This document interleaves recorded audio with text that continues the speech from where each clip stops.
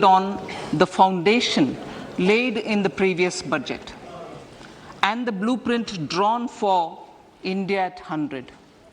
We envision a prosperous and inclusive India in which the fruits of development will reach all sections and citizens, especially our youth, women, farmers, OBCs, scheduled castes and scheduled tribes. In the 75th year of our independence, the world has recognized the Indian economy as a bright star. Our current year's economic growth is estimated to be at 7%.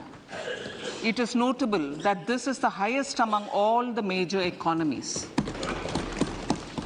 This is in spite of the massive slowdown globally caused by COVID-19 and the war.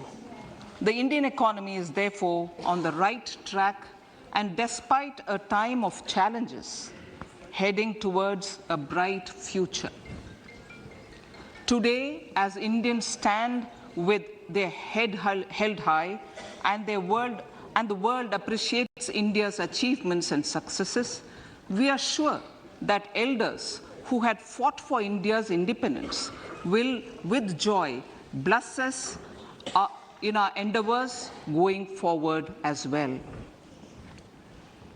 Our focus on wide-ranging reforms and sound policies implemented through Sabka Prayas, resulting in Jan Bhagidari and targeted support to those in need, helped us perform well in trying times. India's rising global profile is because of the several accomplishments. Unique world-class digital public infrastructure, example, Aadhaar, CoWIN and UPI. COVID vaccination drive in unparalleled scale and speed. Proactive role in frontier areas such as achieving the climate-related goals, Mission Life and National Hydrogen Mission. During the COVID-19 pandemic, we ensured that no one goes to bed hungry with a scheme to supply free food grains to over 80 crore persons for 28 months. Continuing our commitment to ensure food and nutritional security, we are implementing from 1st January 2023 a scheme to supply free food grain to all Antyodaya and priority households for the next 1 year. Under PM Garib Kalyan Anna Yojana, the entire expenditure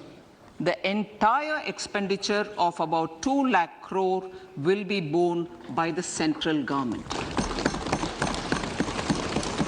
In these times of global challenges, the G20 presidency gives us a unique opportunity to strengthen India's role in the world economic order.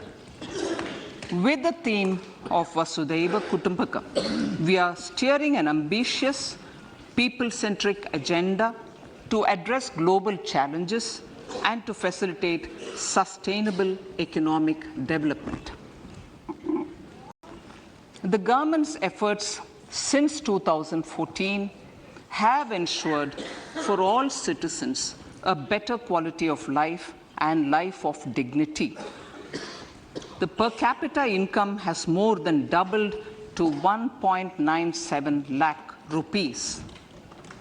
In these 9 years, the Indian economy has increased in size from being 10th to 5th largest in the world.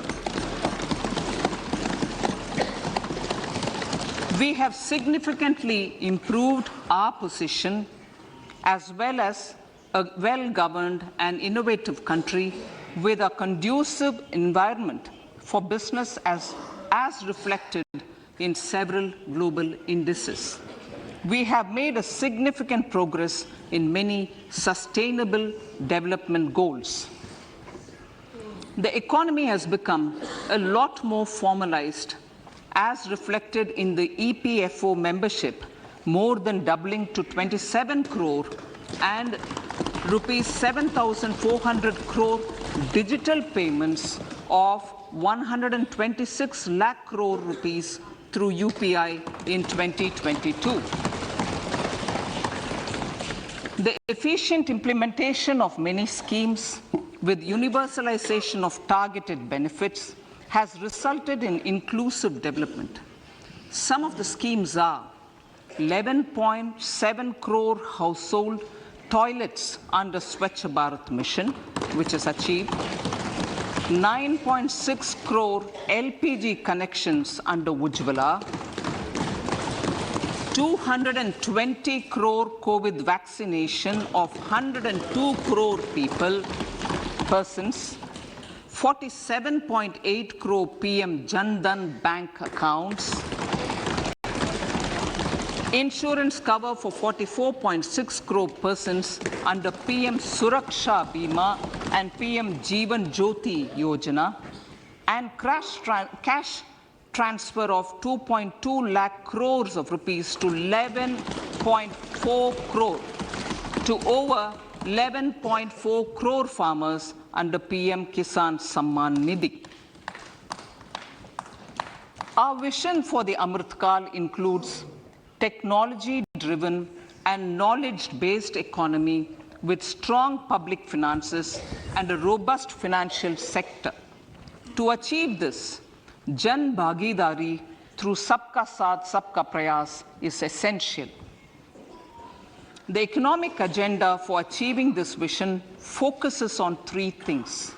First, facilitating ample opportunities for citizens, especially the youth, to fulfill their aspirations. Second, providing strong impetus to growth and job creation. And third, strengthening macroeconomic stability. To service these focus areas in our journey to India at 100, we believe that the following four opportunities can be transformative during Amrit Kal. Economic empowerment of women. Deen Dayal Antyodaya Yojana National Rural Livelihood Mission has achieved remarkable success by mobilizing rural women into 81 lakh self-help groups. We will enable these groups to reach the next stage of economic empowerment through formation of large producer enterprises or collectives, with each having several thousand members and managed professionally. They will be helped with raw materials supply and for better design, quality, branding, and marketing of their products. Through supporting these policies, they will be enabled to scale up their operations to serve the large consumer markets, as has been the case with the several startups growing into unicorns. PM Vishwakarma Kaushal Samman, PM Vikas. For centuries, traditional artisans and craftspeople who work with their hands using tools have brought renown for India. They're generally referred to as Vishwakarma. The art and the handicraft created by them represents the true spirit of Atmanirbhar Bharat. For the first time, a package of assistance for them has been conceptualized. The new scheme will enable them to improve the quality, scale, and reach of their products, integrating them with the MSME value chain. The components of this scheme will include not only financial support, but also access to advanced skill training, knowledge of modern digital techniques, and efficient green technologies, brand promotion, linkage with local and global markets, digital payments, and social security. This will greatly benefit the scheduled castes, scheduled tribes, OBCs, women, and people belonging to the weaker sections. Tourism. The country offers immense attraction for domestic as well as foreign tourists. There is a large potential to be tapped in tourism. The sector holds huge opportunities for jobs and entrepreneurship for youth in particular. Promotion of tourism will be taken up on mission mode with active participation of states, convergence of government programs, and public-private partnerships. Green growth. We are implementing many programs for green fuel, green energy, green farming, green mobility, green buildings, and green equipment, and policies for efficient use of energy across various economic sectors. These green growth efforts help in reducing carbon intensity of the economy and provides for large-scale green job opportunities.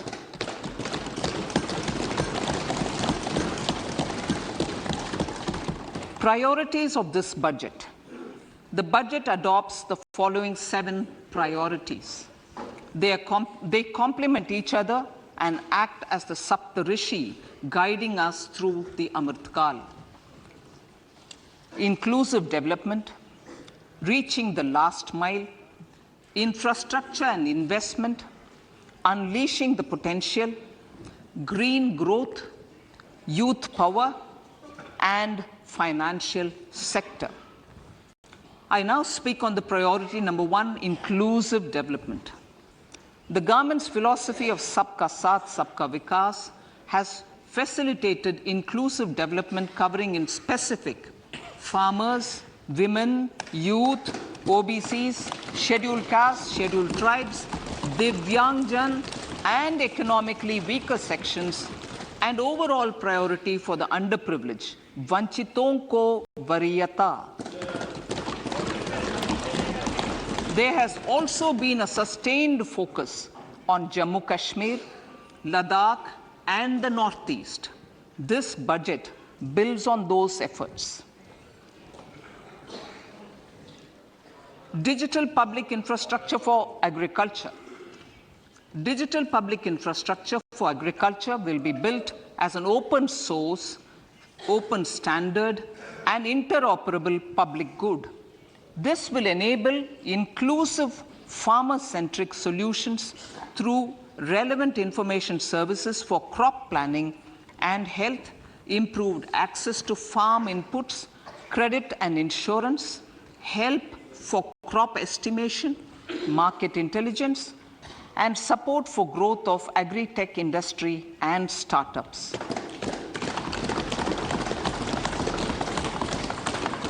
An agriculture accelerator fund.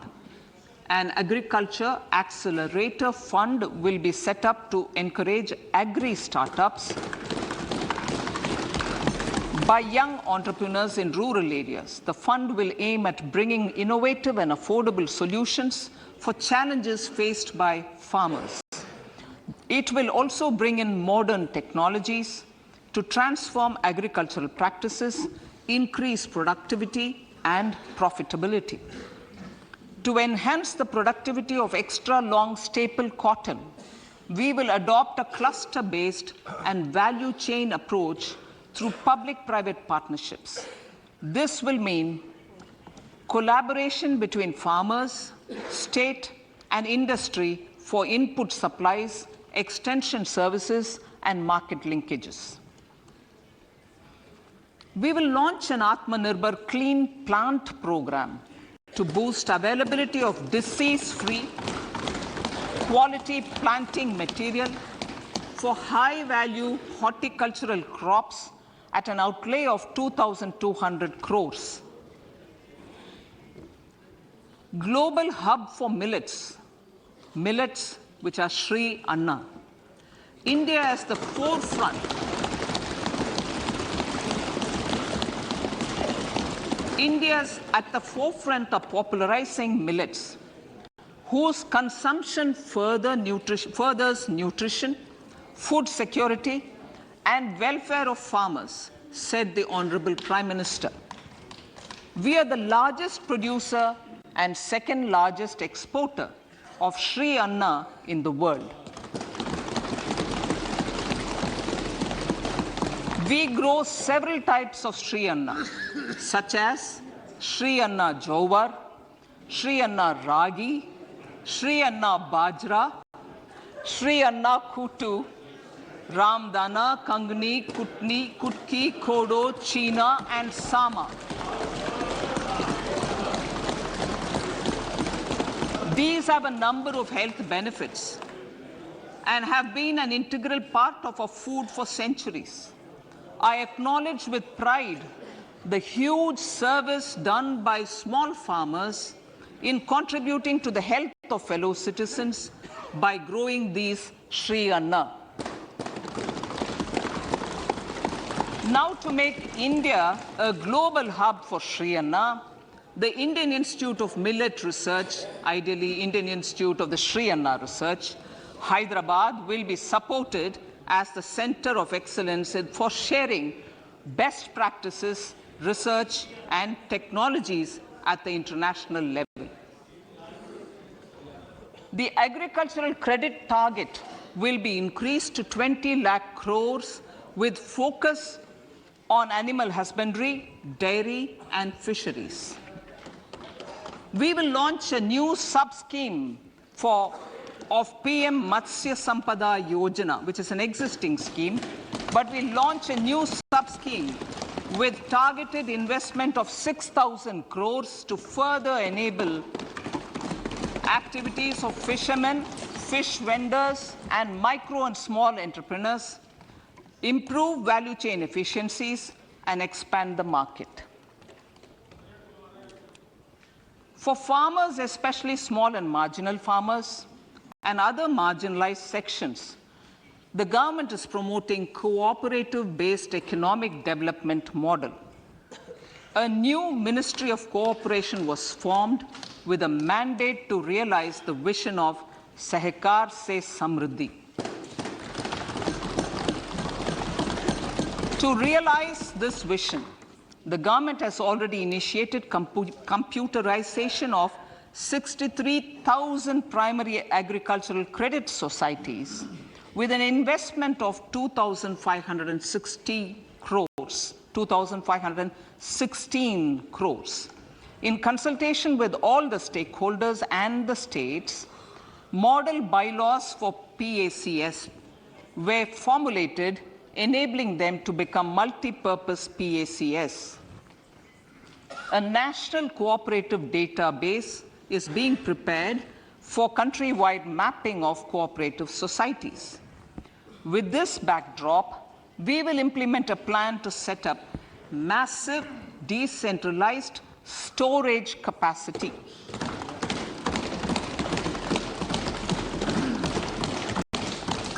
This will help farmers store their produce and realize remunerative prices through sale at appropriate times. The government will also facilitate setting up of a large number of multi-purpose cooperative societies, primary fishery societies, and dairy cooperative societies in uncovered panchayat and villages in the next 5 years.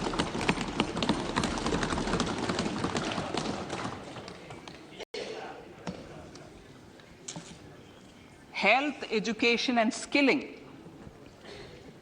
157 new nursing colleges will be established in co-location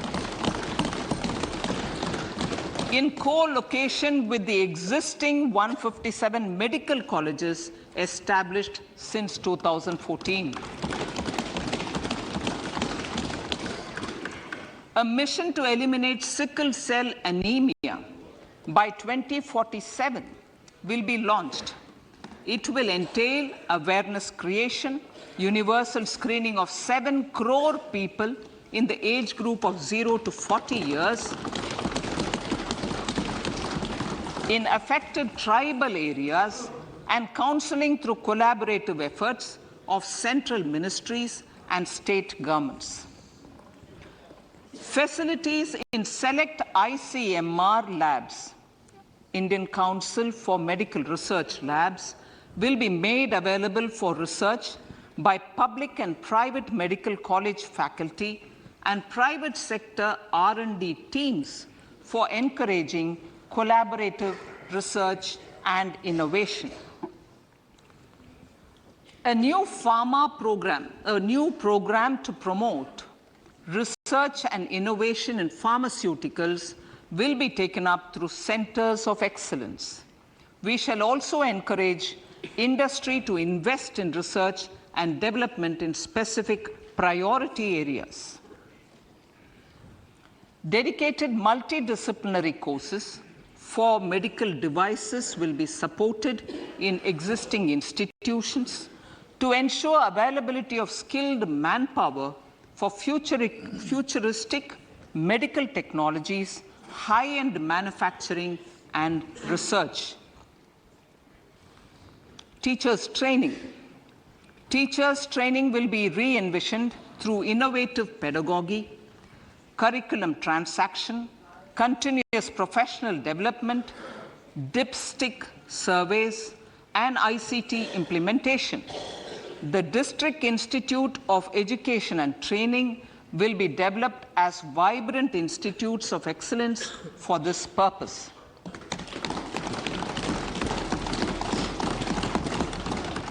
National Digital Library for Children and Adolescents. A National Digital Library for Children and Adolescents will be set up for facilitating availability of quality books across geographies, languages, genres, and levels, and device-agnostic accessibility. States will be encouraged to set up physical libraries for them at panchayat and ward levels and provide infrastructure for accessing the National Digital Library resources. Additionally, to build a culture of reading and to make up for pandemic time learning loss, the National Book Trust, the Children's Book Trust, and other sources will be encouraged to provide and replenish non-curricular titles in regional languages and in English to these physical libraries. Collaboration with NGOs that work in literacy will also be a part of this initiative to inculcate financial literacy.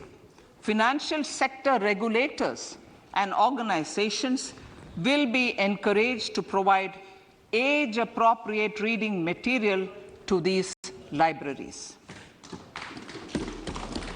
I move to priority 2, reaching the last mile. Prime Minister Vajpayee's government had formed the Ministry of Tribal Affairs and the Department of Development of Northeast Region to provide a sharper focus to the objective of reaching the last mile. Our government has formed the ministries of Ayush, Fisheries, Animal Husbandry and Dairying, Skill Development, Jal Shakti, and Cooperation.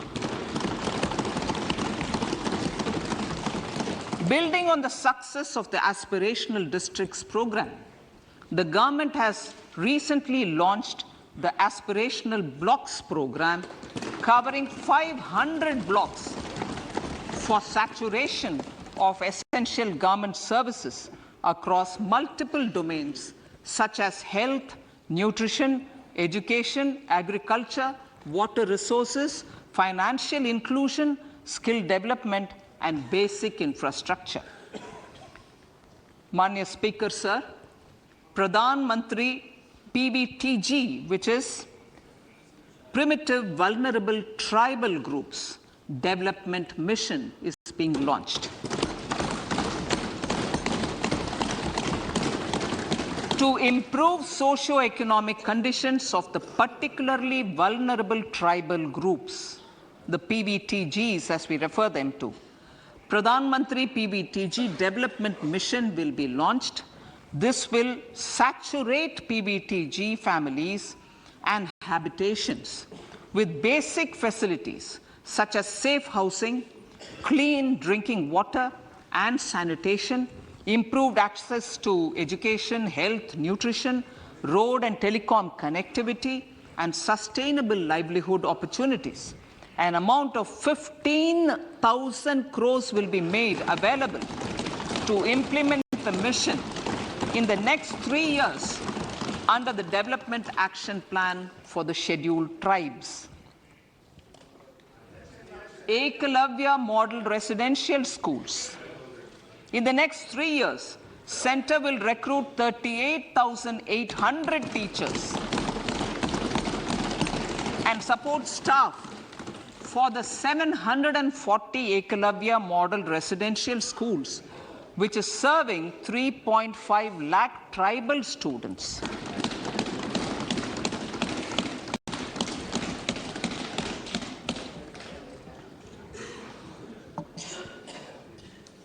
In the drought-prone central regions of Karnataka, central assistance of 5,300 crore will be given to Upper Bhadra project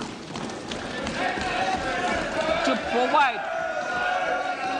provide sustainable micro-irrigation and filling up of surface tanks for drinking water. PM Awas Yojana. The outlay for PM Awas Yojana is being enhanced by 66% to over 79,000 crores. Bharat Shared Repository of Inscriptions will be set up in a digital epigraphy museum with digitization of 1 lakh ancient inscriptions in the first stage.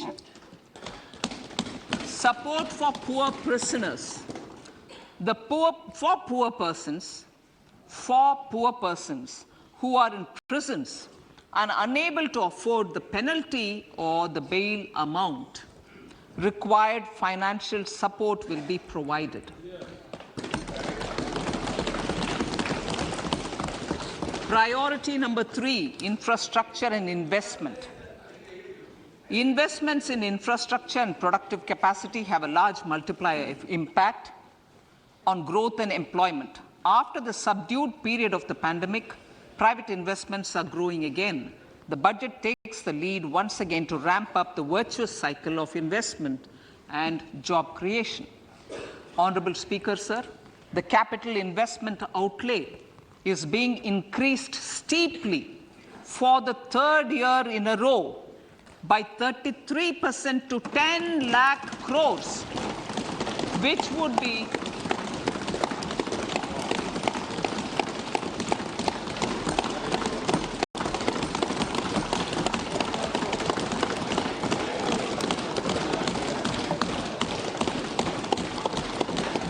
which would be 3.3% of GDP.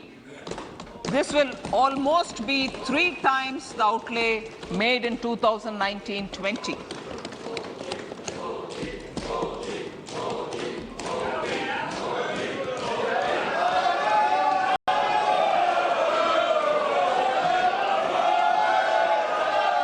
This substantial increase in recent years is central to the government's efforts to enhance growth potential and job creation, crowd in private investments, and provide a cushion against global headwinds. The direct capital investment by the center is complemented by the provision made for creation of capital assets through grants and aids to state. The effective capital expenditure of the center is budgeted at 13.7 lakh crore rupees, which will be 4.5% of GDP. Support to state governments for capital investment. I have decided to continue the 50-year interest-free loan to state governments for 1 more year to spur investment in infrastructure and to incentivize them for complementary policies actions with a significantly enhanced outlay of 1.3 lakh crores. The newly established Infrastructure Finance Secretariat will assist all stakeholders for more private investment in infrastructure, including railways, roads, urban infrastructure, and power, which are predominantly depend on public resources. The harmonized master list of infrastructure will be reviewed by an expert committee for recommending the classification and financing framework suitable for Amrit Kal. A capital outlay, I'm talking about railways now, sir, Honorable Speaker, railways. A capital outlay of 2.40 lakh crores has been provided for the railways. This is the highest ever outlay this highest ever outlay is about 9 times the outlay made in 2013-14. 100 critical transport infrastructure projects for last and first mile connectivity for ports, coal, steel, fertilizer and food grain sectors have been identified. They will be taken up on priority with investment of 75,000 crores, including 15,000 crore from private sources. 50 additional airports, heliports, water aerodromes, and advanced landing grounds will be revived for improving regional air connectivity.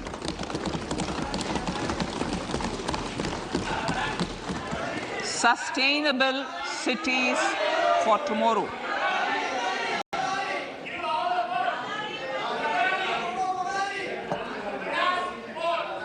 States and cities will be encouraged to undertake urban planning reforms and actions to transform our cities into sustainable cities of tomorrow. This means efficient use of land resources, adequate resources for urban infrastructure, transit-oriented development, enhanced availability and affordability of urban land and opportunities for all. Through property tax governance reforms and ring-fencing user charges on urban infrastructure, cities will be incentivized to improve their creditworthiness for municipal bonds. Like the RIDF, an urban infrastructure development fund will be established through use of priority sector lending shortfall. This will be managed by the National Housing Bank and will be used by public agencies to create urban infrastructure in Tier 2 and Tier 3 cities. States will be encouraged to leverage resources from the grants of the 15th Finance Commission as well as existing schemes to adopt appropriate user charges while accessing the UIDF. We expect to make available 10,000 crore rupees per annum for this purpose. All cities and towns will be enabled for 100% mechanical desludging of septic tanks and sewers to transition from manhole to machine hole mode.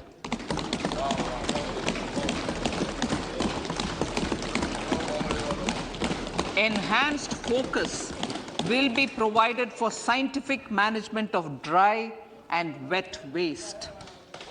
Honorable Speaker, sir, our Prime Minister had said, good governance is the key to a nation's progress. Our government is committed to providing a transparent and accountable administration which works for the betterment and welfare of common citizens. Mission Karma Yogi. Under Mission Karma Yogi, center, states and the union territories are making and implementing capacity building plans for civil servants. The government has also launched an integrated online training platform, I Got Karma Yogi, to provide continuous learning opportunities for lakhs of government employees to upgrade their skills and facilitate people-centric approach. Sir, for enhancing ease of doing business, more than 39,000 compliances have been reduced and more than 3,400 legal provisions have been decriminalized. For furthering the trust-based governance, we have introduced the Jan Vishwas Bill to amend 42 central acts. This budget proposes a series of measures to unleash the potential of our economy. Centers of Excellence for Artificial Intelligence. For realizing the vision of Make AI in India and Make AI Work for India, 3 centers of excellence for artificial intelligence will be set up in top educational institutions. Leading industry players will partner in conducting interdisciplinary research, develop cutting-edge applications, and scalable problem solutions in the areas of agriculture, health, and sustainable cities. This will galvanize an effective AI ecosystem and nurture quality human resources in the field. National Data Governance Policy to unleash innovation and research by startups and academia. A national data governance policy will be brought out. This will enable access to anonymized data. The KYC process will be simplified, adopting a risk-based instead of one-size-fits-all approach. The financial sector regulators will also be encouraged to have a KYC system fully amenable to meet the needs of digital India. One-stop solution for identity and address updating. A one-stop solution for reconciliation and updating of identity and address of individuals maintained by various government agencies, regulators, and regulated entities will be established using DigiLocker service and Aadhaar as foundational identity. Speaker, sir, common business identifier. For the business establishments required to have a permanent account number, the PAN will be used as the common identifier for all digital systems of specified government agencies. This will bring ease of doing business, and it will be facilitated through a legal mandate. For obviating the need for separate submission of same information to different government agencies, a system of unified filing process will be set up. Such filing of information or return in simplified forms on a common portal will be shared with other agencies as per the filer's choice. Vivad Se Vishwas 1, relief for MSMEs. In cases of failure by MSMEs to execute contracts during the COVID period, 95% of the forfeited amount relating to the bid or performance security will be returned to them by government and government undertakings. This will provide relief to the MSMEs. Vivad Se Vishwas 2, settling contractual disputes. To settle contractual disputes of government and government undertakings, wherein arbitral award is under challenge in a court, a voluntary settlement scheme with standardized terms will be introduced. This will be done by offering graded settlement terms depending on pendency level of the dispute. The state support mission of Niti Aayog will be continued for 3 years for our collective efforts towards national priorities. Result-based financing.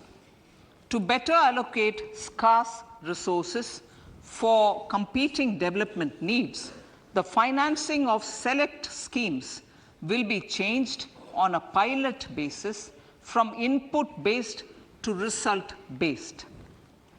E-courts. For efficient administration of justice, Phase 3 of e-courts projects Phase 3 of the e-courts project will be launched with an outlay of 7,000 crores. Fintech services in India have been facilitated by our digital public infrastructure, including Aadhaar, PM Jan Dhan Yojana, Video, KYC, India Stack, and UPI. To enable more fintech innovative services, the scope of documents available in DigiLocker for individuals will be expanded. An entity, DigiLocker, will be set up for the use by MSMEs, large businesses, and also charitable trusts.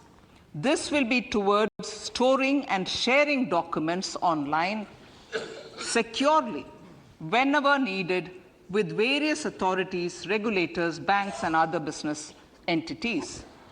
5G services. 100 labs for developing applications using 5G services will be set up in engineering institutions.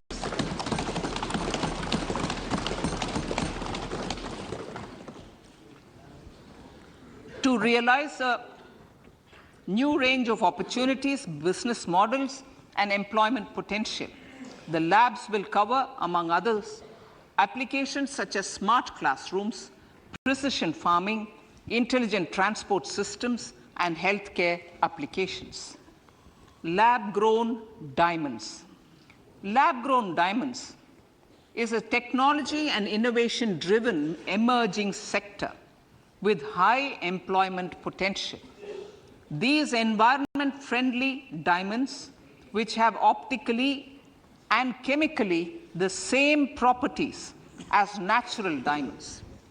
To encourage indigenous production of LGD, lab-grown diamond seeds and machines, and to reduce import dependency, a research and development grant will be provided to one of the IITs for 5 years.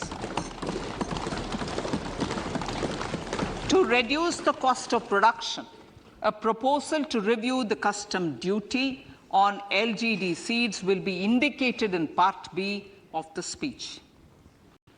I come to the fifth priority, Honorable Speaker, sir, green growth.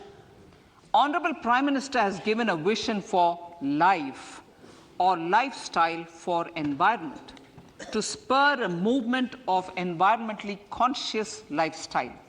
India is moving forward firmly for the Panchamrit, the net zero carbon emission by 2070 to usher in green industrial and economic transition. This budget builds on our focus on green growth. The recently launched National Green Hydrogen Mission, with an outlay of 19,700 crores, will facilitate transition of the economy to low carbon intensity, reduce dependence on fossil fuel imports, and make the country assume technology and market leadership in this sunrise sector. Our target is to reach an annual production of 5 MMT by 2030. Energy transition. This budget provides for 35,000 crores for priority capital investment towards energy transition and net zero objectives and energy security by Ministry of Petroleum and Natural Gas. To steer the economy on sustainable development path, battery energy storage systems with capacity of 4,000 MWH will be supported with viability gap funding. A detailed framework for pumped storage projects will also be formulated. Renewable energy evacuation. The interstate transmission system for evacuation and grid integration of 13 gigawatt renewable energy from Ladakh will be constructed with investment of 20,700 crore, including central support of 8,300 crores. Green Credit Program. For encouraging behavioral change, a green credit program will be notified under the Environment Protection Act. This will incentivize environmentally sustainable and responsive actions by companies, individuals, and local bodies, and help mobilize additional resources for such activities. PM Program for Restoration, Awareness, Nourishment, and Amelioration of Mother Earth, PM Pranam, will be launched to incentivize states and union territories to promote alternative fertilizers and balanced use of chemical fertilizers. Go Bardhan Scheme. 500 new waste to wealth plants under Go Bardhan, galvanizing organic bio-agro resources done. Go Bardhan scheme will be established for promoting circular economy. These will include 200 compressed biogas plants, including 75 plants in urban areas, and 300 community or cluster-based plants at a total investment of 10,000 crores. I will refer to this in Part B also. In due course, a 5% CBG mandate will be introduced for all organizations marketing natural and biogas. For collection of biomass and distribution of biomanure, appropriate fiscal support will also be provided. Bharatiya Prakritik Kheti Bio Input Resource Centers. Over the next 3 years, we will facilitate 1 crore farmers to adopt natural farming. For this, Honorable Speaker, 10,000 bio input resource centers will be set up, creating a national level distributed micro fertilizer and pesticide manufacturing network. Mishti.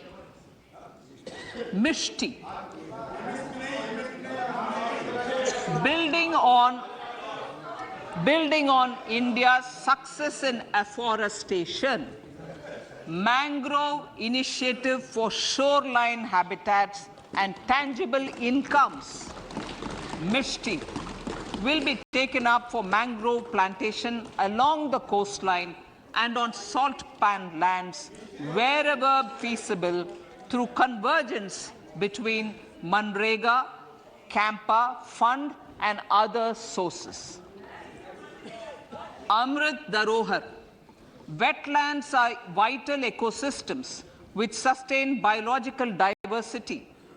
In his latest Mann Ki Baat, the Prime Minister said, now, I quote, now the total number of Ramsar sites in our country has increased to 75, whereas before 2014, there were only 26, unquote.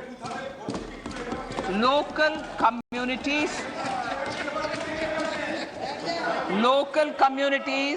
have always been at the forefront of conservation efforts.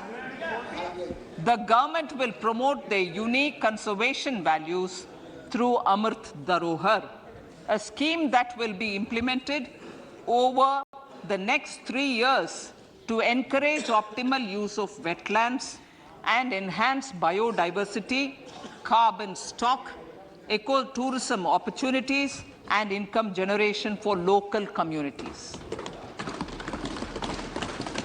Coastal shipping. Coastal shipping will be promoted as the energy efficient and lower cost mode of transport, both for passengers and freight, through PPP mode with viability gap funding. Vehicle replacement. Vehicle replacement is an important continuing policy, replacing the old political,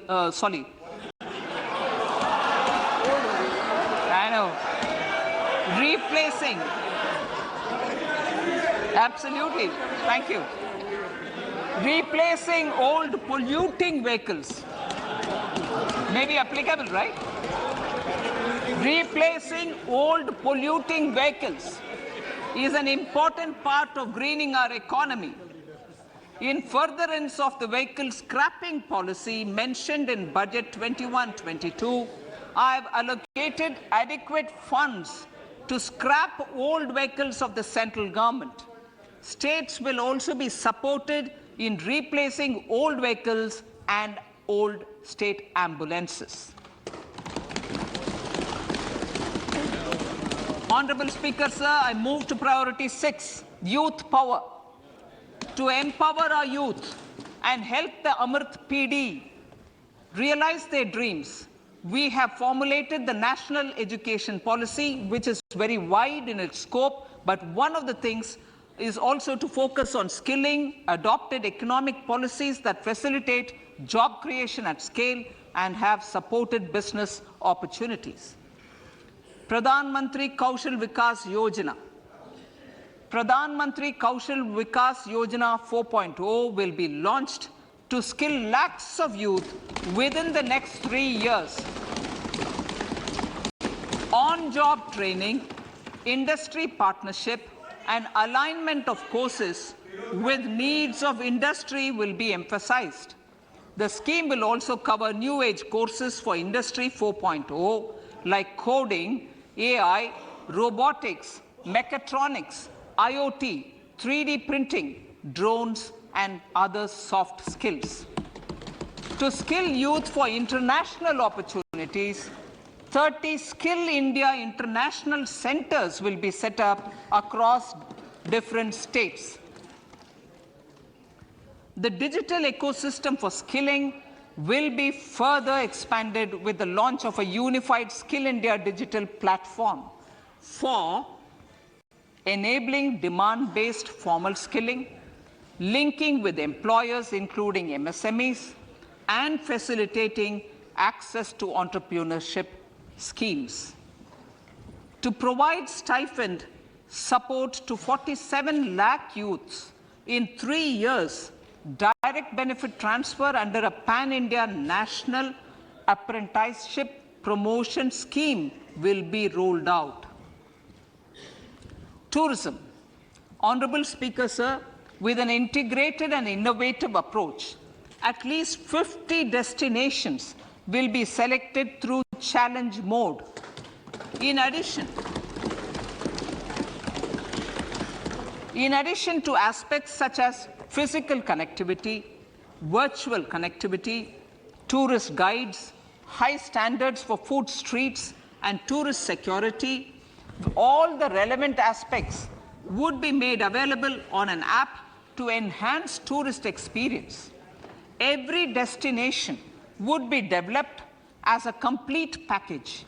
The focus of development of tourism would be on domestic as well as foreign tourists.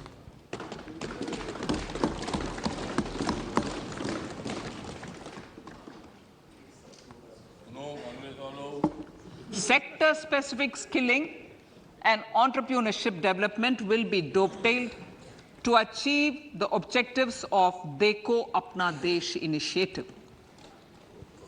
This was launched as an appeal by the Honorable Prime Minister to the middle class to prefer domestic tourism over international tourism. The integrated development of theme-based tourist circuits, the Swadesh Darshan scheme, was also launched.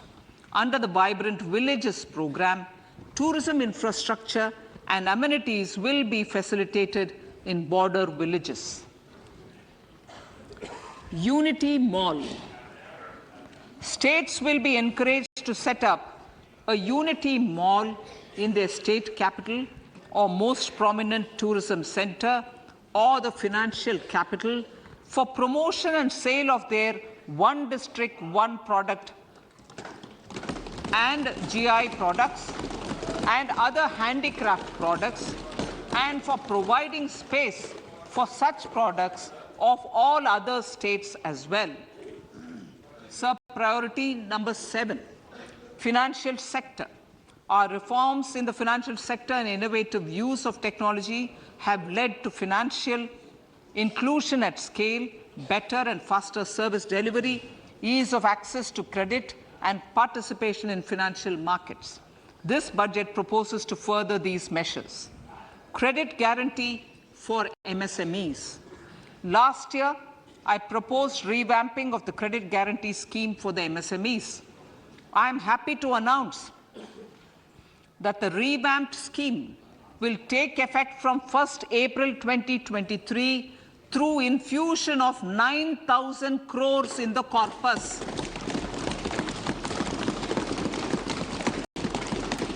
This will enable additional collateral-free guaranteed credit of 2 lakh crores of rupees. Further, the cost of credit will be reduced by about 1%. A national financial information registry will be set up to serve as the central repository of financial and ancillary information. This will facilitate efficient flow of credit, promote financial inclusion, and foster financial stability. A new legislative framework will govern this credit public infrastructure and will be designed in consultation with the RBI. To meet the needs of Amritkal and to facilitate optimum regulation in the financial sector, public consultation, as necessary and feasible, will be brought to the process of regulation making and issuing subsidiary directions. To simplify, to ease, and to reduce cost of compliance, financial sector regulators will be requested to carry out a comprehensive review of existing regulations. For this, they will consider suggestions from public and regulated entities. Time limits to decide the application under various regulations will also be laid down.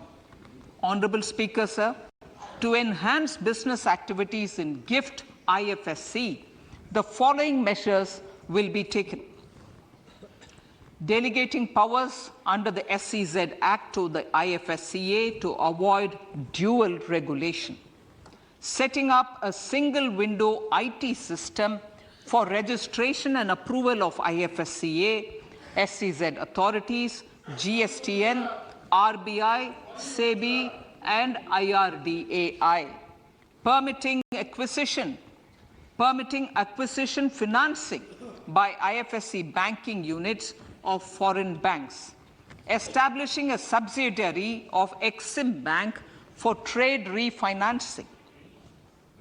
Amending IFSCA Act for statutory provisions for arbitration, ancillary services, and avoiding dual regulation under the SEZ Act, and recognizing offshore derivative instruments as valid contracts.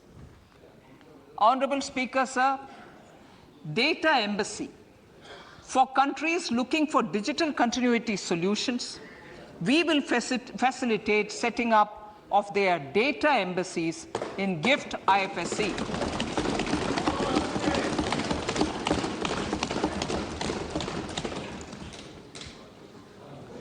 Improving governance and investor protection in banking sector. To improve bank governance and enhance investors' protection, certain amendments to the Banking Regulation Act, the Banking Companies Act, and the Reserve Bank of India Act are being proposed. Capacity building in securities market. Honorable Speaker, sir, to build capacity of functionaries and professionals in the securities market, SEBI will be empowered to develop, regulate, maintain, and enforce norms and standards for education in the National Institute of Securities Markets and to recognize award of degrees, diplomas, and certificates. A central processing center will be set up for faster response to companies through centralized handling of various forms filed with field officers under the Companies Act. reclaiming of shares and dividends. For investors to reclaim unclaimed shares and unpaid dividends from the Investor Education and Protection Fund Authority with ease, from the Investor Education and Protection Fund Authority with ease, an integrated IT portal will be established. Digital payments continue to find wide acceptance. In 2022, they show an increase of 76% in transaction and 91% in value. Fiscal support for this digital public infrastructure will continue in 2023-2024. Azadi ka Amrit Mahotsav, Mahila Samman Bachat Patra. For commemorating Azadi ka Amrit Mahotsav, a one-time new small savings scheme, Mahila Samman Savings Patra or Savings Certificate, Mahila Samman Savings Certificate will be made available for a 2-year period up to March 2025. This will offer deposit facility up to 2 lakh in the name of a woman or girls for a tenor of 2 years at fixed interest rate of 7.5% with partial withdrawal option. Senior citizens.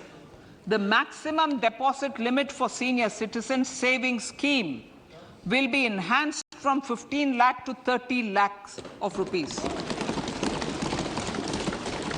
The maximum deposit limit for monthly income account scheme will be enhanced from 4.5 lakh to 9 lakh for single account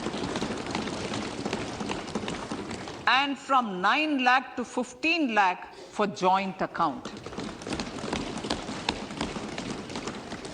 Fiscal management. 50 years interest-free loan to states. The entire 50-year loan to states has to be spent on capital expenditure within 2023-24. Most of this will be at the discretion of the states, but a part will be conditional on states increasing their actual capital expenditure. Parts of the outlay will also be linked to or allocated for the following purposes: scrapping old government vehicles, urban planning reforms and actions, financing reforms in urban local bodies to make them credit-worthy for municipal bonds, housing for police personnel above or as part of the police station, constructing unity malls, children and adolescent libraries and digital infrastructure, and state share of capital expenditure of central schemes. Honorable Speaker, sir, fiscal deficit of states. States will be allowed a fiscal deficit of 3.5% of GSDP, of which 0.5% will be tied to power sector reforms. Revised estimates 2022 to 2023. The revised estimate, Honorable Speaker, sir, of the total receipts other than borrowing is 24.3 lakh crores, of which the net tax receipts are 20.9 lakh crores. The revised estimate of the total expenditure is 41.9 lakh crores of rupees, of which the capital expenditure is about 7.3 lakh crores. The revised estimate of the fiscal deficit is 6.4% of GDP, adhering to the budget estimate.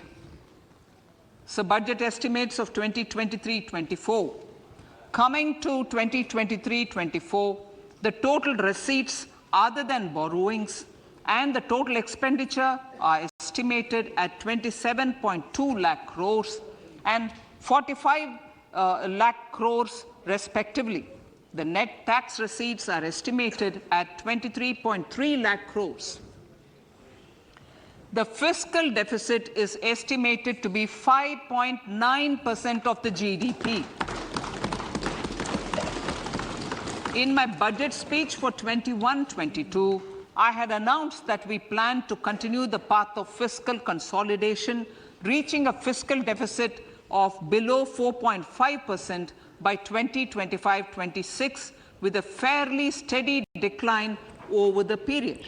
We have adhered to this path, and I reiterate my intention to bring the fiscal deficit below 4.5% of GDP by 2025-26. To finance the fiscal deficit in 2023-24, the net market borrowings from dated securities are estimated at 11.8 lakh crores. The balance financing is expected to come from small savings and other sources. The gross market borrowings are estimated at 15.43 lakh crores of rupees. Honorable Speaker, sir, I now move to Part B.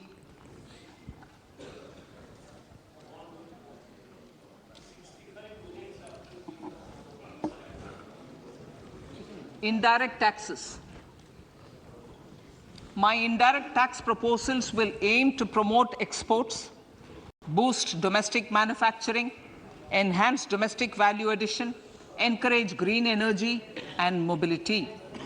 A simplified tax structure with fewer tax rates helps in reducing compliance burden and improving tax administration.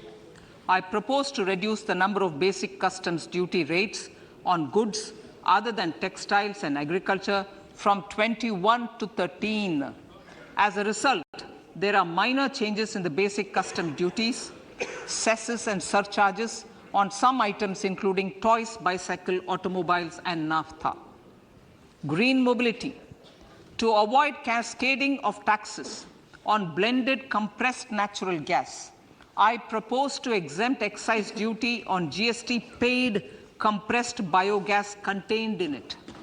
To further provide impetus to green mobility, customs duty exemptions is being extended to import of capital goods and machinery required for manufacture of lithium-ion cells for batteries used in electrical vehicles as well. Electronics. As a result of various initiatives of the government, including phased manufacturing program, mobile phone production in India has increased from 5.8 crore units valued at about 18,900 crore in 2014-15 to 31 crore units valued at 2,75,000 crore in the last financial year. To further deepen domestic value addition in manufacturing of mobile phones, I propose to provide relief to customs duty. I propose to provide relief in customs duty on import of certain parts and inputs like camera lens, and continue the concessional duty on lithium-ion cells for batteries for another year.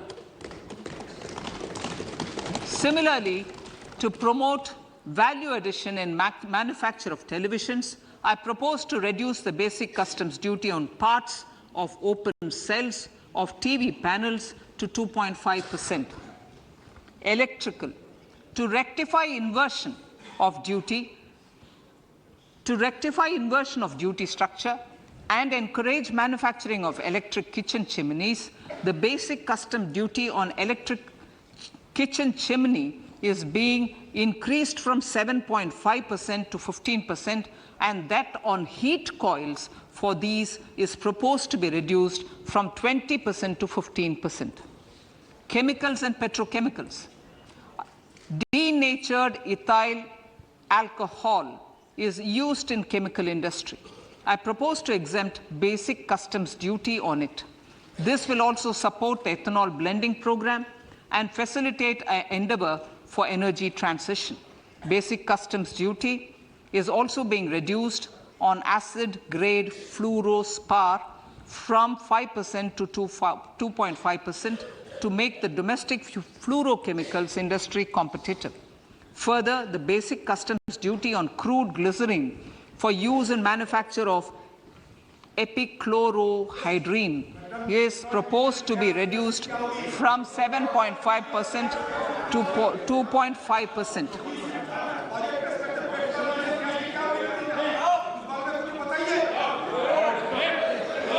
products.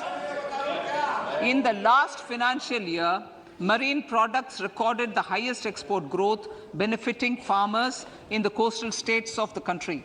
To further enhance the export competitiveness of marine products, particularly shrimps, duty is being reduced on key inputs for domestic manufacture of shrimp feed.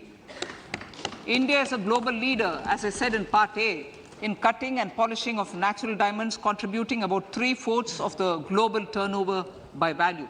With the depletion of deposits of natural diamonds, the industry is moving towards lab-grown diamonds, and it holds huge promise. To seize this opportunity, I propose to reduce the basic customs duty on seeds used in their manufacture.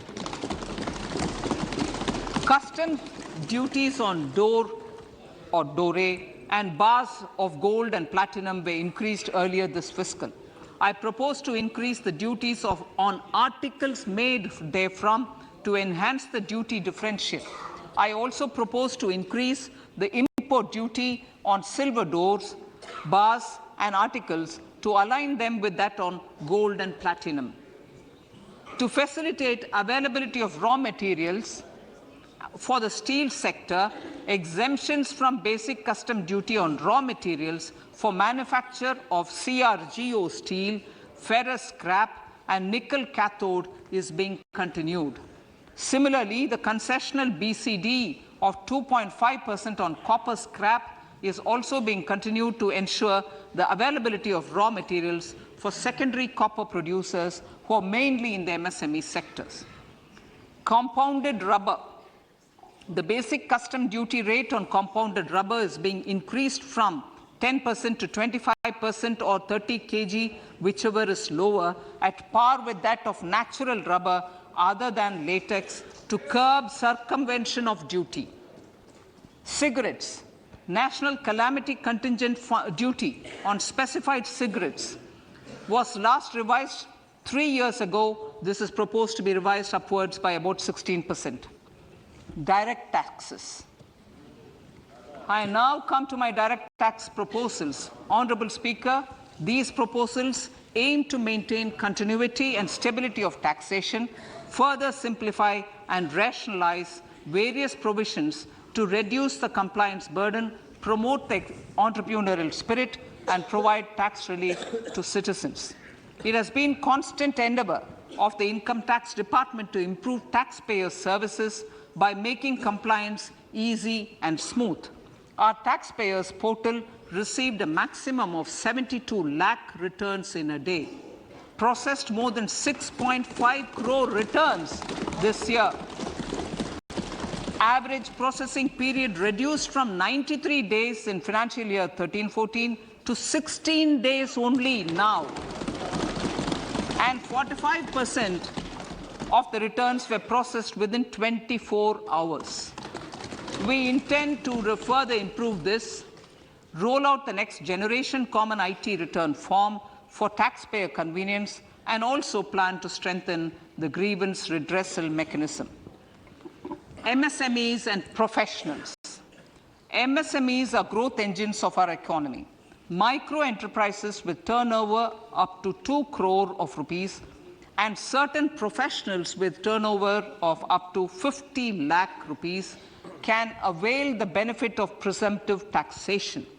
I propose to provide enhanced limits of 3 crore and 75 lakh respectively to the taxpayers whose cash receipts are no more than 5%. Whose cash receipts are no more than 5%. Moreover, to support MSMEs in timely receipt of payments, I propose to allow deduction for expenditure incurred on payments made to them only when payment is actually made. Cooperation. Cooperation is a value to be cherished.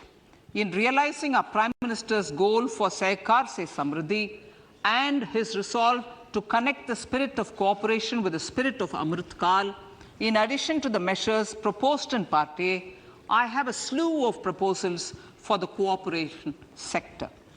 First, new cooperatives that commence manufacturing activities till 2024 31st March shall get the benefit of a lower tax rate of 15%, as is presently available to new manufacturing companies. Secondly, I propose to provide an opportunity to sugar cooperatives to claim payments made to sugarcane farmers for the period prior to the assessment year 2016-17 as expenditure. This is expected to provide them a relief of almost 10,000 crores. Thirdly, I am providing a higher limit of 2 lakh per member for cash deposits to loans in cash by primary agricultural cooperative societies and primary cooperative agriculture and rural development banks. I repeat that.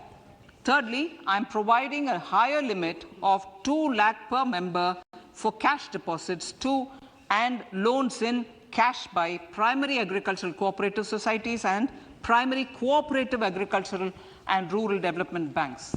Similarly, a higher limit of 3 crore for TDS on cash withdrawal is being provided to cooperative societies. Startups.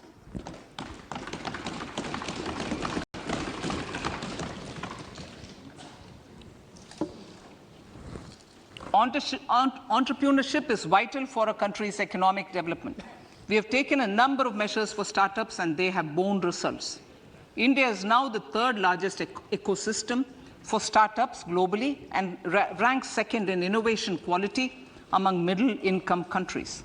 I propose to extend the date of incorporation for income tax benefits to startups from 31/3/2023 to 31/3/2024. I further propose to provide the benefit of carry forward of losses on change of shareholding of startups from 7 years of incorporation to 10 years.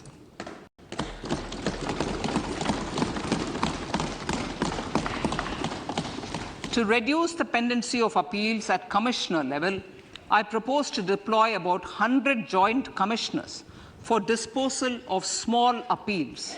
We shall also be more selective in taking up cases for scrutiny of returns already received this year. Better targeting of tax concessions. For better targeting of tax concessions and exemptions, I propose to cap deduction from capital gains on investment in residential house under Section 54 and Section 54F to 10 crores. Another proposal with similar intent is to limit income tax exemption from proceeds of insurance policies with very high value. Rationalization. Honorable Speaker, sir, there are a number of proposals relating to rationalization and simplification. Income of authorities, boards, and commissions set up by statutes of union or state for the purpose of housing, development of cities, towns, and villages, and regulating and developing an activity or matter is proposed to be exempted from income tax. Other major measures in this direction are removing the minimum threshold of 10,000 for TDS and clarifying taxability relating to online gaming, not treating conversion of gold into electronic gold receipts and vice versa as capital gains, reducing the TDS rate from 30% to 20% on taxable portion of EPF withdrawals in non-PAN cases, and taxation on income for market-linked debentures. Other major proposals in the finance bill relate to the following: extension of period of tax benefits to funds relocating to IFSC, GIFT City till 31/3/2025, decriminalization under Section 276A of the Income Tax Act, allowing carry forward of losses on strategic disinvestment, including that of IDBI Bank, and providing EEE status to Agniveer Fund. Personal income tax.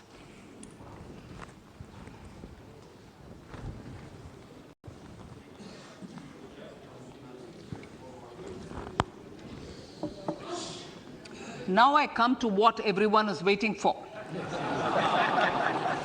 Personal income tax. I have 5 major announcements to make in this regard. These primarily benefit our hard-working middle class. The first one concerns rebate. Currently, those with income up to 5 lakh do not pay any income tax in both old and new regimes. I propose to increase the rebate limit to 7 lakhs in the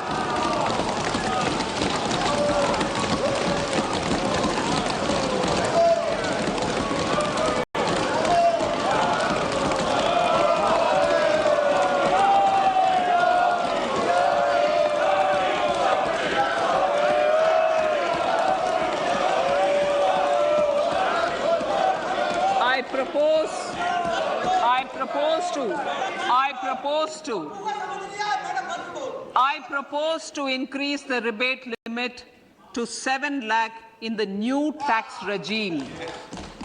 Thus, persons in the new tax regime with income up to 7 lakhs will not have to pay any tax at all.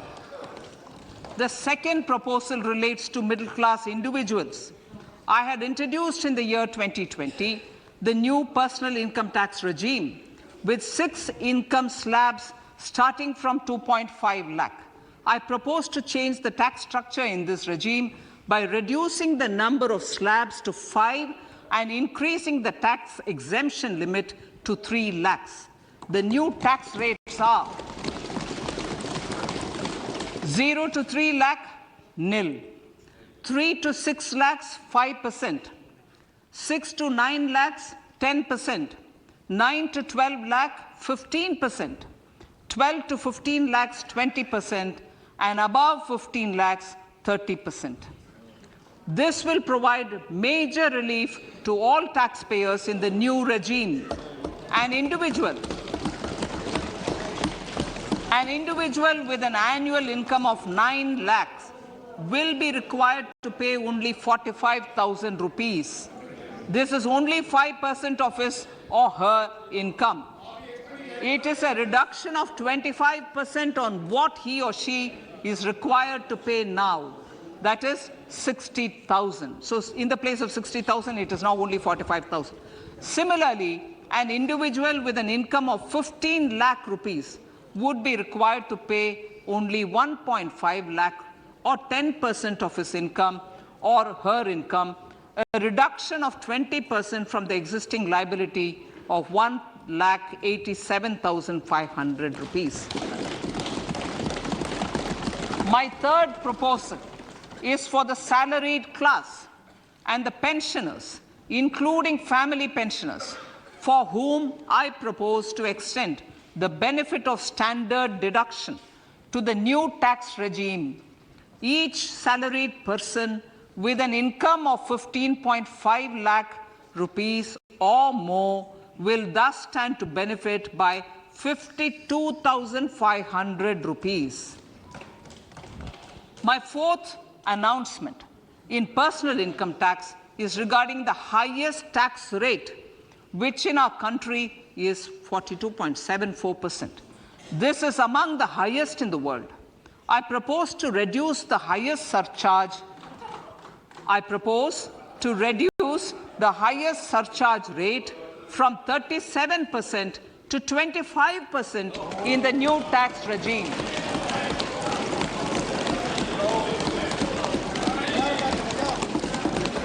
This would result in reduction of the maximum rate. This would result in the reduction of the maximum tax rate to 39%. Lastly, the limit of 3 lakh rupees for tax exemption on leave encashment on retirement of non-government salaried employees was last fixed in the year 2002, when the highest basic pay in the government was only 30,000 rupees per month. In line with the increase in the government salaries, I am proposing to increase this limit to 25 lakh rupees.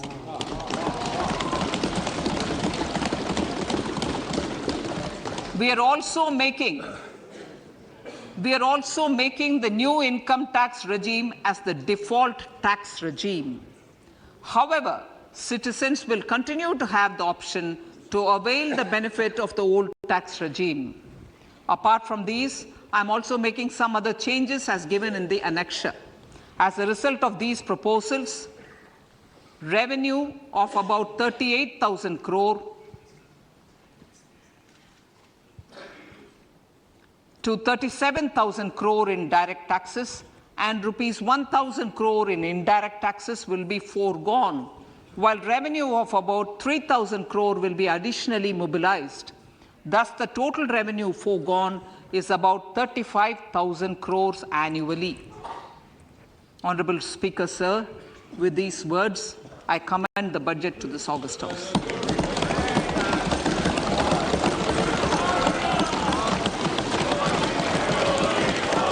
1 hour, 25 minutes.